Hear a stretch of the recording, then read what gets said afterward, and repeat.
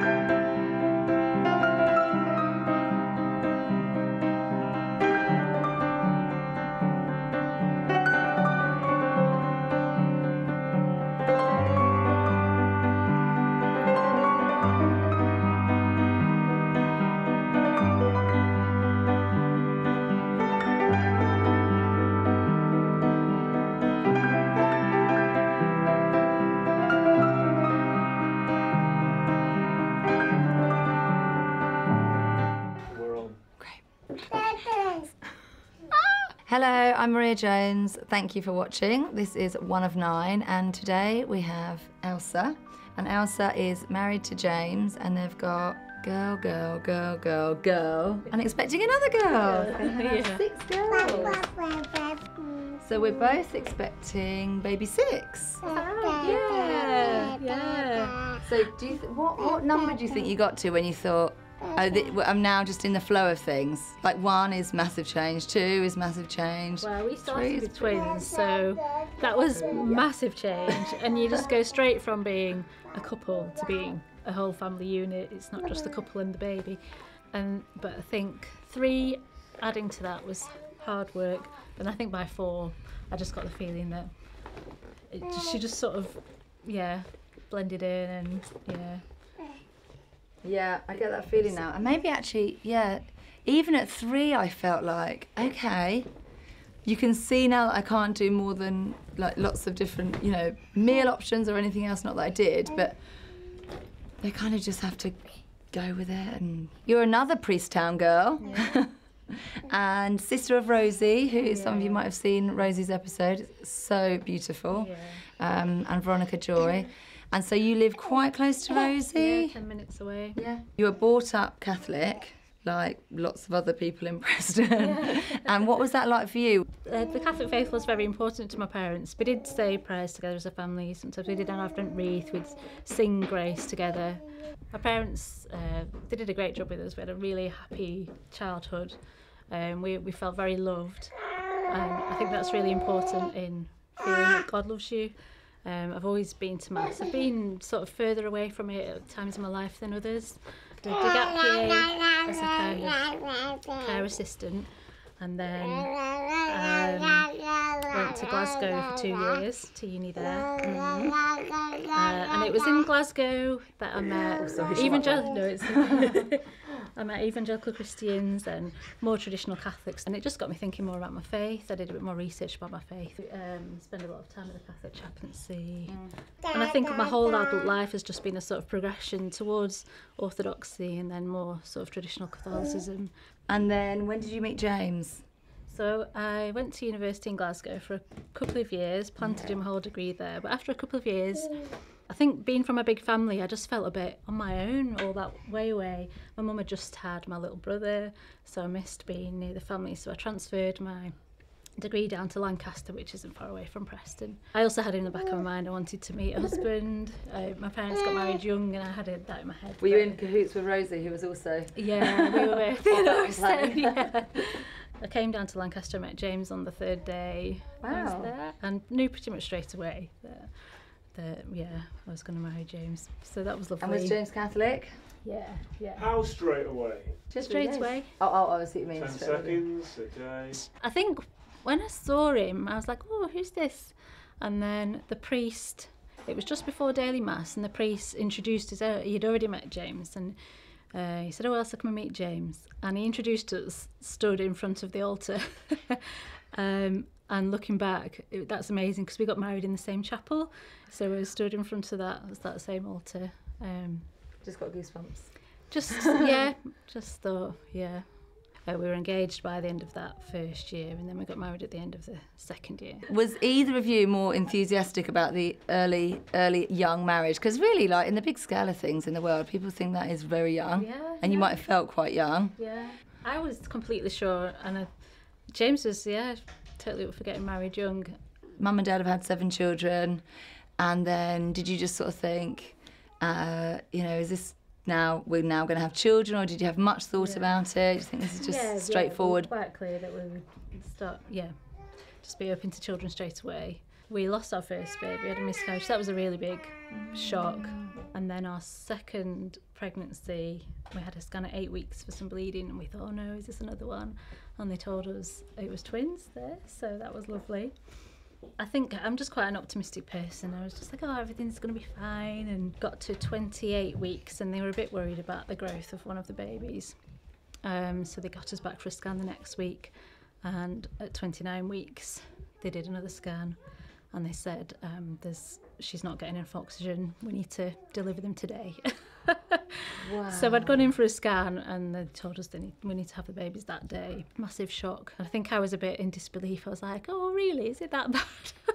You have your hospital bag and all that sort of thing ready? No, nothing. And because there were 2 babies that would need intensive care and me who needed maternity bed, they couldn't find a hospital for us to go to. Lancaster, they said, couldn't do it. The hospital was too small. So they were ringing around Manchester, Liverpool, Glasgow. They couldn't find anywhere for us to go that day. So they said, well, we'll have to just keep an eye on things and see what we can do the next day. And they still couldn't find anywhere the next day. So at this point, did you start thinking, oh, I hope this is all okay? Yeah, because they said, oh, we'll scan again in the morning. And maybe I was thinking, oh, maybe things will be a bit better the next day. But no, they weren't. And they just said, oh, we'll just have to manage in Lancaster.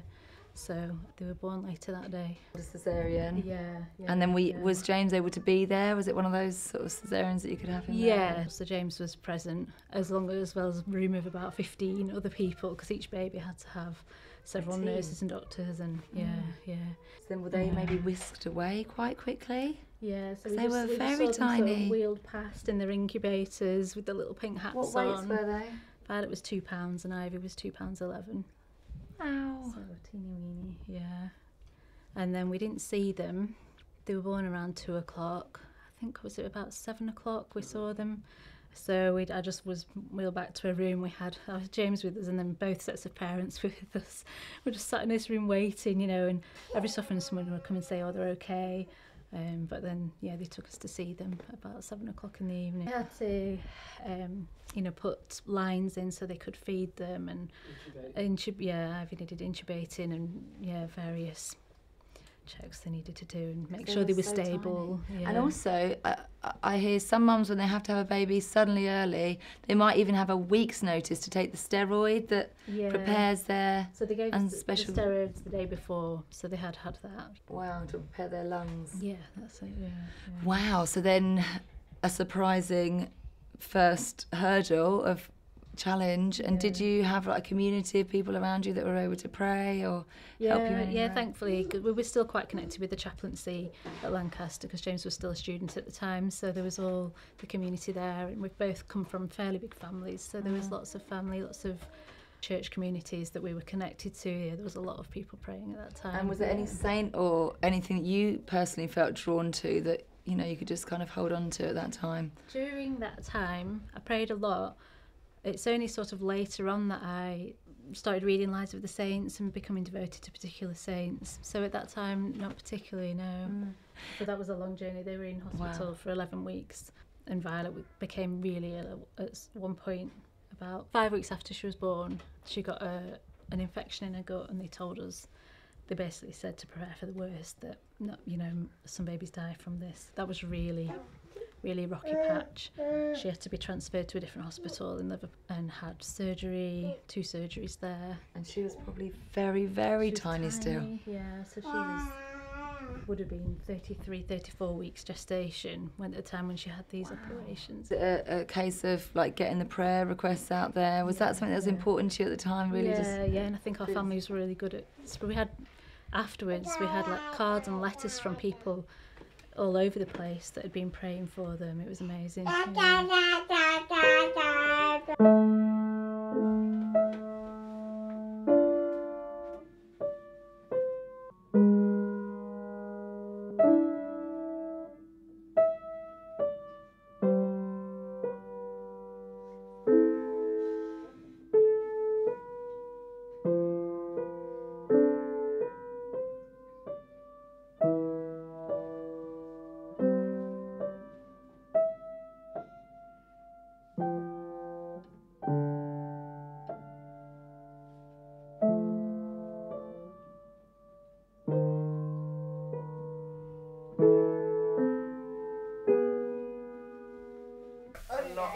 Under it. So you do, what order do you do?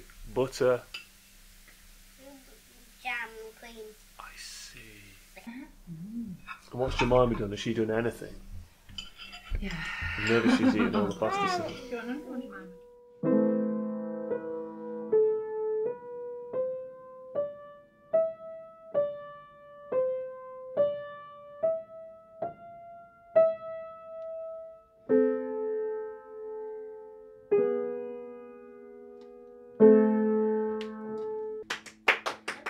They had 3 lovely girls, and then Beatrice came along another 2 years later. Another girl, so then you're really a girl family. Yeah. The birth was a bit more complicated, but Got stuck. you got a bit stuck. Oh, sorry, B. But you were alright, weren't you? You like mummy We both cuddles? survived. You must Yeah. A few years later. So we had a bit of a time when James was at home with the girls, and I did a medical training course. So it ended up being a few years before we were pregnant again, and that was Josephine. Yeah, Josephine at 20 weeks we found out she had spina bifida. So that was at your 20-week scan. Yeah. So that was a big shock. I think And can part you of explain me. a bit for people that don't know what spina bifida is? Yeah, absolutely. So it's when very, very early on after conception, the neural tube that contains the spine and the brain doesn't seal at the bottom end, and it means that as the baby grows bigger, they have an opening in the back, and most of the time, some of the spinal cord will protrude from that hole while they're in the womb, and being exposed to the amniotic fluid can damage some of the nerves that are sticking out of that hole. So they have a little cyst on the back. It can be at different points down the spine, and it can be different sizes. So every child with spina bifida has a different pattern of sort of how it affects them. But it generally means they have weakness in their lower limbs, and difficulties with bladder and bowels as well. The way they diagnose it on a scan is that they notice that the brain is a different shape because the brain gets sucked down the spinal cord a bit because some of it's sticking out the bottom end. So the first thing they said was, there's something not right with baby's brain, which is a terrifying thing to hear in a scan. But you know, once they said it was spina bifida, oh, I've heard of that, and then well, the most thing we were excited about was finding out whether it was a boy or girl at this scan. Oh, we got really through a girl family. we got through this whole scan finding out that she had spina bifida, and right at the end I was like, oh, can you tell us if it's a girl or a boy? So we were delighted to find out she was another girl. You knew what you were doing, at least in some part. Yeah. So then how did they deal with that? Did they then say, we're going to do some more investigations? They called you back the next day, or? They gave us the information they had, and it's all very general. So they say they can have this problem. They booked us in to see a specialist in Manchester the next week. One of the worst bits for us was they said a lot of parents choose not to continue the pregnancy. You know, is that something you... And you know, we're out straight away like, no, that's just a horrendous thought to us. So... And that's scary coming from professionals, isn't it? Yeah. You know, everyone's clear that You're very vulnerable, yeah. you're carrying on the pregnancy. You know, everyone's very supportive and helpful. And And was that the only time they brought it up? I think it was about 3 times they brought it up. And the appointment went to in Manchester as well. That was offered as well. This is just heartbreaking, really, to think that that's what some people do.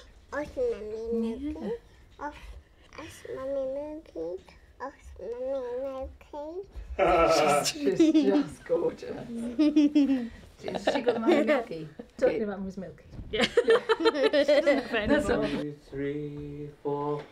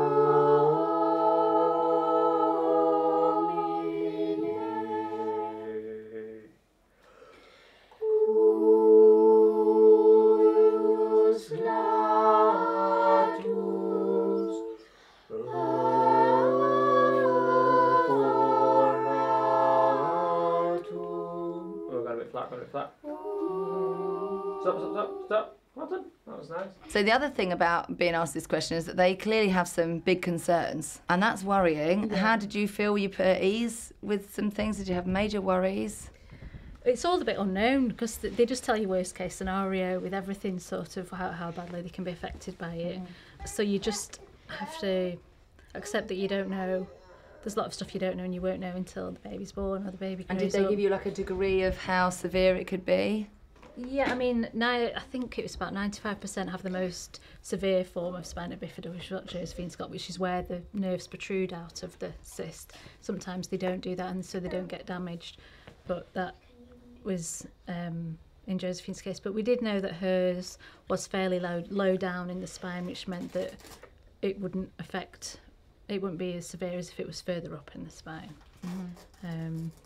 But still, it's just a massive shock at first, even when you're completely committed to life and don't have a problem with, the idea of having a child with a disability. It's still okay, right, now this is the next thing to, that's going to happen, and might have different vehicles, we might need wheelchairs, all that kind of thing, we might need adjustments to our house, but that's way in the future. And once, I think, when you're first told something like that, like the first few days, I just looked online, searching all about spina bifida, reading blogs about people with children with spina bifida. And then there came a point where I just thought, she isn't spina bifida, that's not her name, that's not her, there's so many other things about her that we don't know. And she's still the amazing, beautiful baby that was in my womb before I found out she had spina bifida. And that really helped, I think, after I'd sort of processed it. It wasn't a big deal, and I was working part-time when I was pregnant with Josephine, and people used to ask me about the pregnancy, and I almost didn't want to I didn't tell them that I knew she had spina bifida because I didn't want them to feel sorry for me or feel awkward, because I didn't feel like it was a big negative thing anymore. I just thought, we'll just deal with... Are you okay, Joe? Day. But when it comes to a film day, she's like, milky time. Oh, sorry, lovely. So did you pick her name before she was born? Yeah. And had you picked the other names before they were born? No, none of them. It was weird with the twins, I couldn't even talk about it. It was strange. But And you knew there were two girls? Yeah. But with Josephine, we felt like we wanted to give her a name, and because we were asking lots of people to pray for her, and so we had a devotion to St. Joseph at the time, and I always liked the name Josephine, so we chose Josephine. And St. Josephine Bakhita, of course, is a great saint that overcame a lot of suffering. And she was born, what date was she born? On the 25th of September, so she was a couple of weeks early, and we found out afterwards, a friend let us know she was born on the feast day of Blessed Herman the Cripple. A wonderful, well, he's not quite a saint because he's a blessed, but wonderful character, beautiful life to look up. He was born severely disabled. They're not quite sure because it was the 11th century. It could have been spina bifida, cerebral palsy, but he was couldn't walk. He couldn't talk very well either, but he was very clever. Born to a Christian family. I think they were nobility. When he was 7 years old, they took him to a Benedictine monastery for his education, and he later became a monk. Very holy man, polymath. He was an expert in like astronomy, mathematics, music. When I was reading, I wonder if you could just correct me if I'm wrong, but they sort of presumed, just let him get on with it, in his simple little life and what he's doing, and he can just live there and be there. But then they discovered his incredible genius. Yeah. And he actually went on to become the abbot of the monastery, and he wrote poetry. He wrote the Salve Regina, the Alma Redemptoris Mater. Wow. And, well, it's attributed to him, we don't know for certain, but, and I think the Veni Sancti Spiritus as well. So it's just amazing, yeah. So it was lovely to find out. And even in the secular world, he was recognised as the most famous or prolific Catholic poet at the time as well. Right, yeah. And he wrote the first known history of, like, Western civilization as well, I think, he wrote some, every year since the birth of Christ up to when he lived.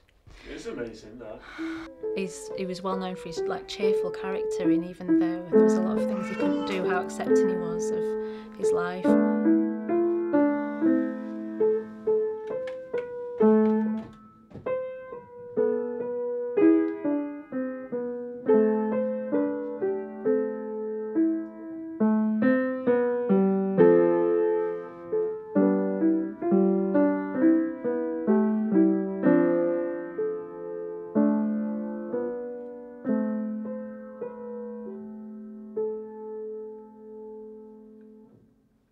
Nicely done, Bruce. It was a lovely pregnancy, actually. I think partly because I knew that when she was born, she would need a lot of medical intervention. She was taken away as soon as she was born and had to be transferred to an intensive care unit. So while I was pregnant, I knew she was with me. It was just, you know, I was giving her everything she needed at that point, and it was just a really special time. And because we had so many people praying for us as well, everyone at church, family. And I think, you know, sometimes when you're pregnant and you've got a big family, you don't think too much about the baby because you're so busy. But with Josephine, I did. I felt like really, I bonded with her before she was born. Yeah, it was lovely. I had a big bleed just before when I'd gone into labour, so it ended up being a caesarean. But I think because it had been such a prayerful pregnancy, everything, like, it wasn't a big disaster. It was just, I accepted everything that happened. After the bleed, that was a bit terrifying. I was just so delighted that she was still alive, and that as long as everything was okay, I didn't mind how it went. Yeah, but it did mean that, so she was born at 10 o'clock in the morning, and then she went in the afternoon to a hospital in Manchester, and then the next morning my sister Rosie, bless her, took me over to Manchester, so I travelled the next day after having a caesarean, which was a challenge. You wanted to get there for your baby. It was lovely to come home, but I was a bit on edge about keeping the dressing clean, and we had nurses coming to visit every day, which was great. Yeah. That's great, there was such good support. And did you see a change in the, with the doctors and nurses, like you were saying, when you said, no, we're keeping this baby, was it from that point that they were all really supportive and sort of... Yeah, once everyone was clear that's what we wanted, they were just so supportive, yeah. That's great. And just did everything they could, you know, to do the best for Josephine. Yeah. So in those first few weeks, how was it? Were the girls allowed to hold her and things, or did she have to be quite carefully placed and things? Yeah, they did hold her. We just had to make sure there wasn't, you know, we weren't touching the scar at the back. She actually needed a surgery at 4 months old because a very common thing with spina bifida is to get a build-up of fluid in the brain because of the shape of the brain. And we weren't sure at birth whether she needed it, but it became apparent as she got a bit older that her head was getting bigger. So we needed to keep going back for scans and things, and they said, oh yeah, we need to put in a shunt, which is a little tube that drains fluid from the brain down through to her abdomen. And what was she like as a baby? Was she otherwise happy little baby? And just amazing, just a happy little thing. It's just amazing, you know, that she's gone through 3 massive surgeries.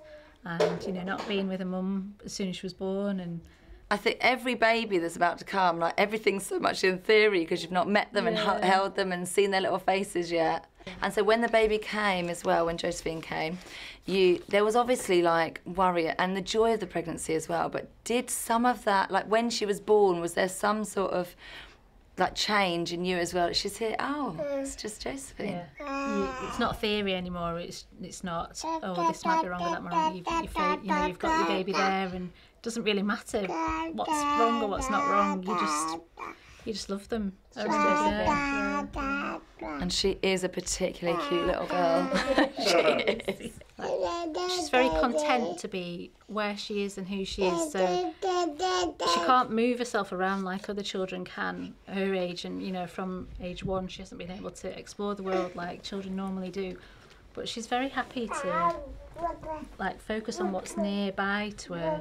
You know, you'll put her outside in the garden and she'll find the bugs in the grass and the leaf that's there, and it's a lovely exercise for us looking at her as well, in just noticing where you are and not just like looking at the next thing, or really paying attention to where you are. And I don't know if that comes from being the way, you know, that she can't do that, so she's made herself content with the world around her, or whether it's her personality and it's just lucky that she's not one of the babies that wants to be out, you know, running around.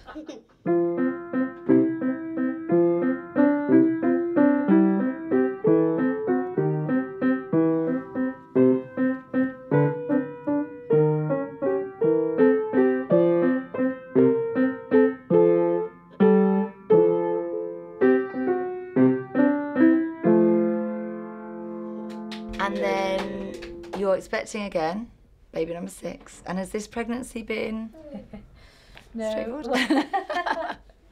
It all went fine until the 20-week scan. We were offered a 16-week scan to check for spina bifida because it is increased chances, but everything was fine with baby. We found out she's another little girl. So I went along to the 20-week scan, not expecting much. Again, they checked baby's all fine. And right at the end, the sonographer found that my cervix had started to open from the inside and had shortened, which shouldn't happen in pregnancy until right at the end. So after they'd found this at the scan, they gave us 2 choices. One was to do nothing, which would mean that I would very likely go into labour, and because it was only 20 weeks, lose the baby. And the other option was to have a little operation to put a stitch in the cervix, and there was risk with that could set off labour as well, but we just wanted to, if there was something we could do, we took that option. And thankfully, praise God, that's worked. 10 weeks on and now. I've got to 30 weeks now, yeah, so thank God. it has meant I had to rest, pretty much lying down flat for about 4 weeks afterwards until we got past the 24-week mark, and I'm still, not really doing very much, not going out.